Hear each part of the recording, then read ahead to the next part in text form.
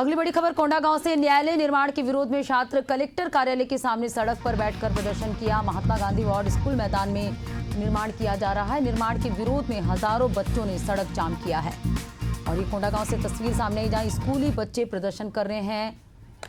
हजारों बच्चे जो हैं सड़क पर बैठकर चक्का जाम कर रहे हैं। निर्माण के विरोध में बच्चे जो हैं यहाँ पर स्कूली बच्चे यहाँ पर विरोध प्रदर्शन कर रहे हैं। तो न्यायालय निर्माण के विरोध में छात्र जो है सड़क पर बैठे हैं, चक्का जाम किए हैं। कलेक्टर कार्यालय के सामने यहाँ पर विरोध कर रहे हैं। निर्माण के विरोध में बच्चे यहाँ पर चक्का जाम किए हुए हैं।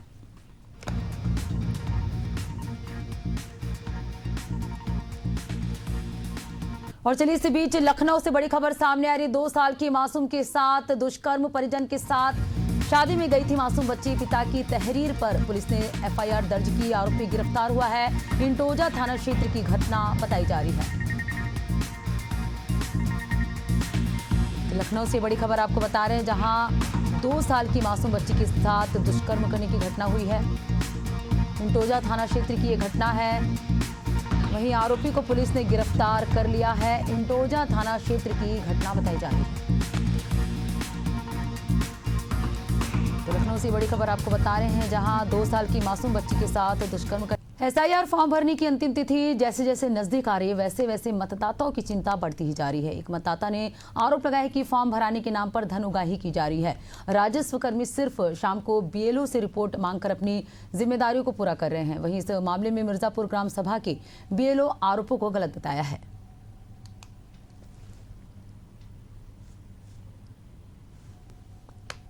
एसआईआर फॉर्म को लेकर बहुत बड़ी दिक्कत है। ग्राम सभा मिर्जापुर, बूथ संख्या 162, विधानसभा प्रतापपुर। एसआईआर का फॉर्म बीएलओ द्वारा जगह जगह चौराहे तिराहे पे ऐसे लोगों को दे दिया जा रहा है। मनमानी तरीके से लोगों को गुमराह किया जा रहा है एसआईआर फॉर्म के माध्यम से। इथियोपिया में हजारों साल बाद शांत पड़े हेली गुब्बी ज्वालामुखी में विस्फोट हो गया। करीब 12,000 साल बाद इस धमाके ने वैज्ञानिकों को चौंका दिया है। ज्वालामुखी से उठी राख और सल्फर डाइऑक्साइड लगभग 15 किलोमीटर की ऊंचाई तक पहुंच गई और तेज। जनता कांग्रेस छत्तीसगढ़ के प्रदेश अध्यक्ष अमित जोगी सोमवार को निजी कार्यक्रम में शामिल होने दुर्ग पहुंचे। इस दौरान उन्होंने पत्रकारों से विभिन्न मुद्दों पर बात की। माडवी हिडमा को राज्य का दुश्मन बताते हुए जोगी ने राजधानी में स्काई वॉक निर्माण कार्य के चलते जिला प्रशासन ने यातायात व्यवस्था में अस्थायी बदलाव किया है। कलेक्टर डॉक्टर गौरव सिंह ने सुरक्षा और सुगम यातायात संचालन को देखते हुए 27 नवंबर से शास्त्री चौक से जयस्तंभ चौक के बीच। और चलिए बात करेंगे अगली खबर की। साल 2025 नक्सली संगठन के लिए बेहद भारी रहा है। संगठन के सेंट्रल मिलिट्री कमीशन द्वारा जारी की गई 17 पन्नों की बुकलेट में ये स्वीकार किया गया है कि बीते 1 वर्ष में देश भर में सुरक्षा बलों के साथ हुई मुठभेड़ों में 320 माओवादी मारे गए। बुकलेट में संगठन ने कबूला है कि मारे गए कैडरों में पुलित ब्यूरो महासचिव वसुवराज सहित 8 केंद्रीय समिति के सदस्य शामिल हैं। इसके अलावा 15 राज्य समिति सदस्यों के मारे जाने की बात भी दर्ज की गई है। ये पहला मौका है जब संगठन ने इतनी बड़ी संख्या में हुए नुकसान को आधिकारिक रूप से स्वीकार किया, जो सुरक्षा बलों की लगातार चल रही कार्रवाई की बड़ी अयोध्या ने आज एक और ऐतिहासिक क्षण का साक्षी बनकर दुनिया का ध्यान अपनी ओर खींच लिया। निर्धारित शुभ मुहूर्त में प्रधानमंत्री ने राम मंदिर के मुख्य शिखर पर धर्म ध्वज फहराया। जैसे ही केसरिया ध्वज पवन के संग लहराया, पूरा परिसर जय श्री राम के उद्घोष से गूंज उठा। क्षण भर में वातावरण आध्यात्मिक ऊर्जा से भर गया और श्रद्धालुओं की भावनाएं उमंग में बदल गई। धर्मध्वज फहराने से पहले वैदिक मंत्रोच्चार के बीच व्यापक पूजन अर्चन संपन्न हुआ। यज्ञ कुंडों से उठती आहुतियों की सुगंध और नगाड़ों की गूंज ने समारोह को भव्यता प्रदान की।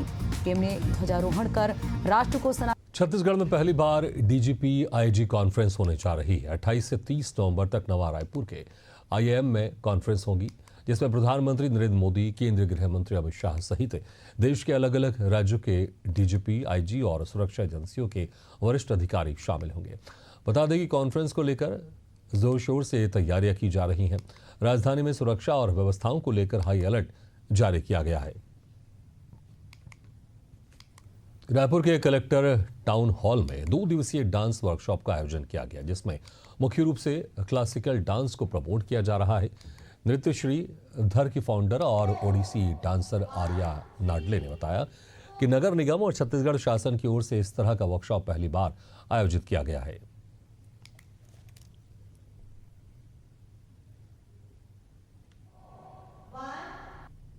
ये कल से इनॉग्रेट हुआ है और ये कल समापन है, तो ये 3 दिन का 3 दिवसीय रायपुर रेलवे स्टेशन से सफर करने वाले यात्रियों के लिए बड़ी खुशखबरी है। अब यात्रियों को एग्जीक्यूटिव पैसेंजर लाउंज की सौगात मिलने जा रही है। इस लाउंज में यात्रियों के लिए हेल्दी फूड कैफे, मुफ्त वाईफाई, स्वास्थ्य जांच, टीवी और मैगजीन के साथ कई सुविधाएं मौजूद रहेंगी। प्लेटफॉर्म नंबर 1 पर इस लाउंज को शुरू किया जा रहा है। साथ ही भीड़ में राहत के लिए अतिरिक्त एंट्री गेट भी खोले जा रहे हैं। मौके का जायजा लिया एशियन न्यूज संवाददाता इम्तियाज अंसारी ने। रेल यात्रियों के लिए एक अच्छी खबर ये है कि जिस तरीके से वेटिंग हॉल होता था, अब जो है पेड वीआईपी यानी एक्सक्लूसिव जो है वो लॉन्ज खुलने वाले। इस वक्त मैं राजधानी रायपुर के रेलवे स्टेशन पर हूँ। ये धमतरी के पोटियाडीह गांव के लोगों ने सोमवार को कलेक्टोरेट का घेराव कर विरोध प्रदर्शन किया। करीब 150 ग्रामीण पहुंचे, जिनमें पंच सरपंच भी शामिल थे। दरअसल गांव में गृह निर्माण मंडल को 17 एकड़ में एक हाउसिंग प्रोजेक्ट चल रहा है। अब गांव के 10 एकड़ और जमीन इसी प्रोजेक्ट में और ली जा रही है। इसका विरोध गांव वाले कर रहे हैं। ग्रामीणों ने चेतावनी दी है कि अगर प्रोजेक्ट को नहीं रोका गया तो आगे उग्र आंदोलन किया जाएगा। इधर जिला प्रशासन ने बातचीत के जरिए समाधान का आश्वासन दिया है।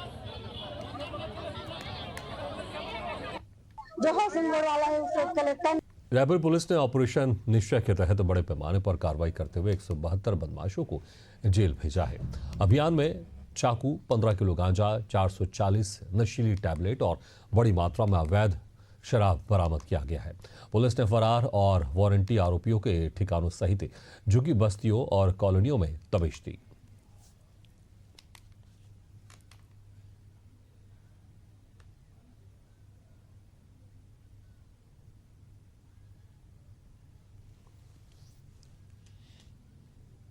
लगातार रैंडमली चेक हमारी टीम कर रही है। जैसे कि सुबह 3 बजे हमारी टीम पहुंची हुई थी, जहां निश्चय अभियान के तहत जितने भी नशे के सौदागर हैं उनके घर में छापेमारी कार्रवाई की है, जिसमें जो नशीली टेबलेट और लगभग 30 किलो के आसपास गांजा अभी पिछले दिनों बरामद किया गया है। शराब, अवैध शराब भी बरामद किया गया है। पुराने बदमाशों को पकड़ा गया है। स्थायी वारंटी, जिसमें जो चाकूबाज हैं, जिनका वारंट निकला हुआ था, लूट के अपराधी हैं, हत्या के प्रयास के अपराधी हैं, हत्या के अपराधी हैं, ऐसे लोग जो फरार थे, जिनके खिलाफ वारंट निकला था, उनकी भी तामीली की गई है। तो इस प्रकार से लगभग 500 लोगों को पिछले 3 से 4 दिनों में पुलिस ने पकड़ा है और माननीय न्यायालय के समक्ष पेश किया है। जगदलपुर में कांग्रेस सेवा दल की बैठक हुई, जहां बैठक में संगठन के भीतर एक नए बदलाव का संकेत दिया गया।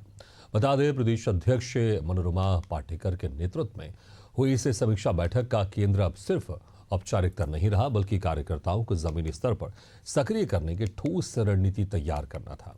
राजीव भवन में पदाधिकारियों के साथ बैठक लेते हुए पाटेकर ने साफ कहा कि यंग ब्रिगेड की भूमिका अब सिर्फ नाम भर नहीं रहनी चाहिए।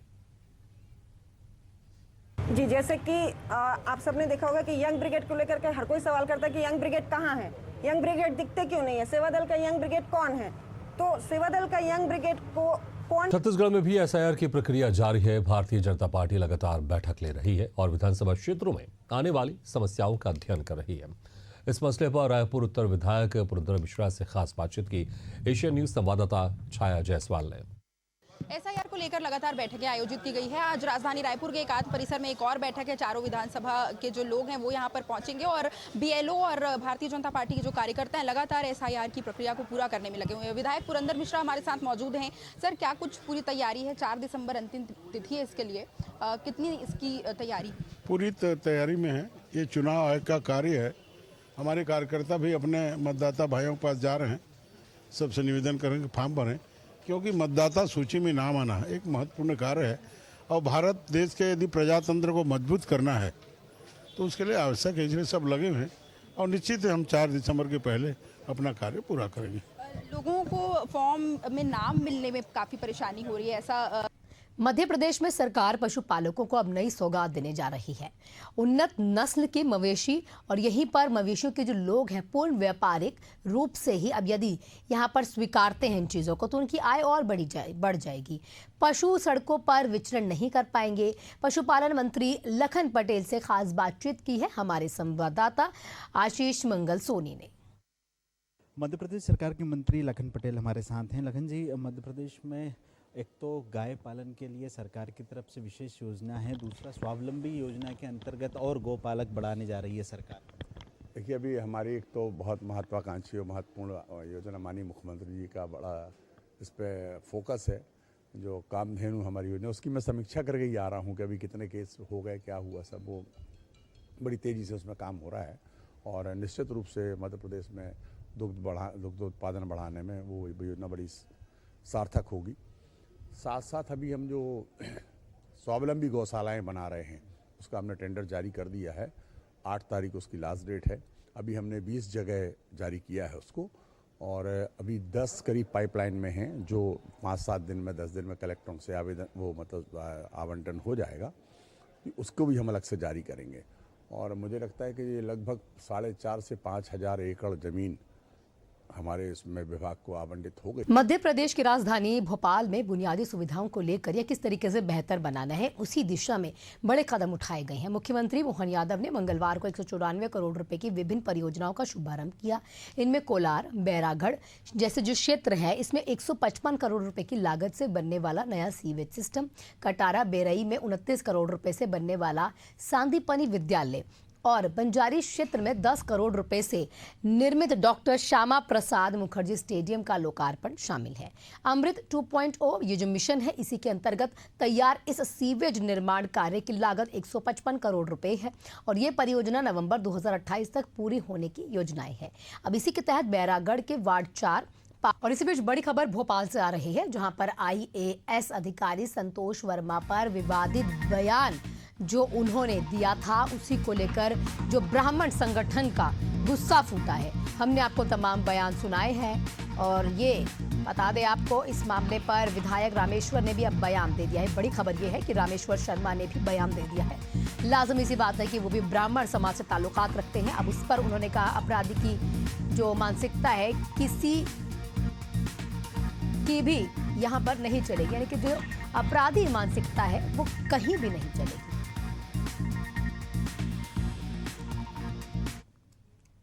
मध्य प्रदेश की राजधानी भोपाल में वरिष्ठ IAS अधिकारी संतोष वर्मा के आरक्षण को लेकर दिए गए विवादित बयान ने बवाल खड़ा कर दिया है। 23 नवंबर को सेकंड स्टॉप स्थित अंबेडकर मैदान में आयोजित AJJ AKS के प्रांतीय जो अधिवेशन था, इसी के ही मंच से उन्होंने ऐसा कुछ कह दिया जो विवादित रहा। एक परिवार में एक व्यक्ति को आरक्षण तब मिलता रहना चाहिए जब तक मेरे बेटे को कोई ब्राह्मण अपनी बेटी दान में न दे दे।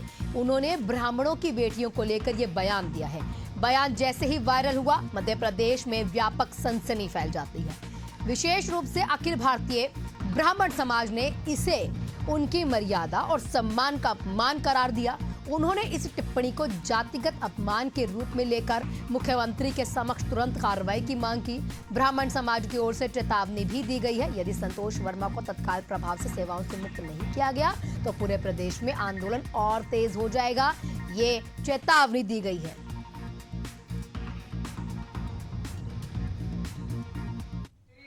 मेरे बेटे को एक परिवार में एक व्यक्ति हुआ। अब हम बात करेंगे दूसरी बड़ी खबर की। दूसरी बड़ी खबर है भोपाल से, जहां पर एक वरिष्ठ IAS अधिकारी के बयान ने सियासी पारा बढ़ा दिया है।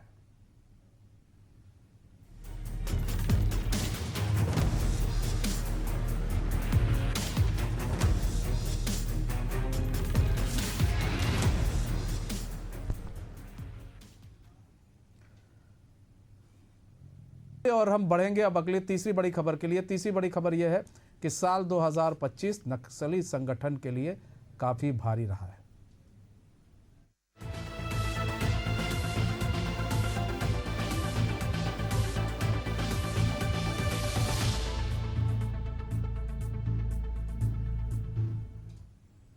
साल 2025 नक्सली संगठन के लिए बेहद भारी रहा। संगठन के सेंट्रल मिलिट्री कमीशन द्वारा जारी की गई 17 पन्नों की बुकलेट में यह स्वीकार किया गया कि बीते एक वर्ष में देश भर में सुरक्षा बलों के साथ हुई मुठभेड़ों में 320 माओवादी मारे गए। बुकलेट में संगठन ने कबूला है कि मारे गए कैडरों में पोलित ब्यूरो महासचिव बसवराज राजू सहित 8 केंद्रीय समिति के सदस्य शामिल हैं। इसके अलावा 15 राज्य समिति सदस्य। अयोध्या ने आज एक ऐतिहासिक क्षण का साक्षी बनकर दुनिया का ध्यान अपनी ओर खींच लिया। निर्धारित शुभ मुहूर्त में प्रधानमंत्री ने राम मंदिर के मुख्य शिखर पर धर्म ध्वज फहराया। जैसे ही केसरिया ध्वज पवन के संग लहराया। पूरा परिसर जय श्री राम के उद्घोष से